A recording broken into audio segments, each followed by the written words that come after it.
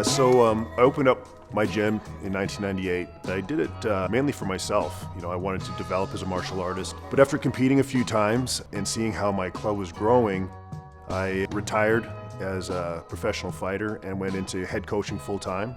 And that's what I've been doing for over 20 years now. A lot of people think that getting fighters in the UFC is sort of like the pinnacle. However, for me, it's always been about getting just regular people the confidence that they need just to protect themselves and get through life without feeling like a victim. And that's why I got into martial arts, and that's what I like to share. I have a 10-year-old son named Noah, and I mean, he's grown up in the dojo.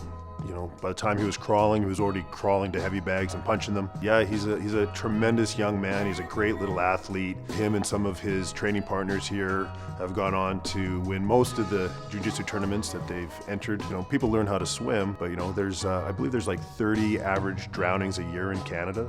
There's 30,000 violent attacks in Canada a year. You know, it gives them the confidence to be proud of who they are, to embrace who they are, not to feel bullied into being something that they're not, and that's what I want for my son.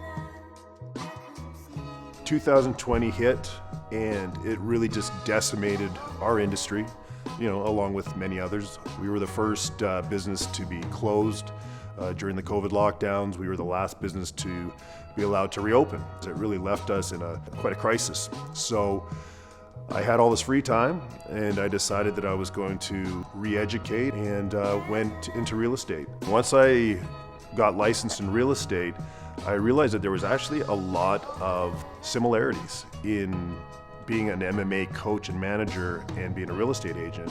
When I investigate a property, it's actually very similar to when I would do that for opponents, for my athletes. So when I look at an opponent for my athlete, I look at their strengths, I look at their weaknesses, I look at what they bring to the table, and I do that it's a very similar sort of research that I do for properties as well. So there was a lot of overlap. I've been in this community teaching for 25 years. I've taught thousands upon thousands of people in Kelowna. So it was such an easy transition for me to do real estate because I'm trusted. People know that I'm straight up. And so when they have a big life-changing purchase like a family home, a lot of people put that trust into me. So I've been very, very, very lucky in that regard.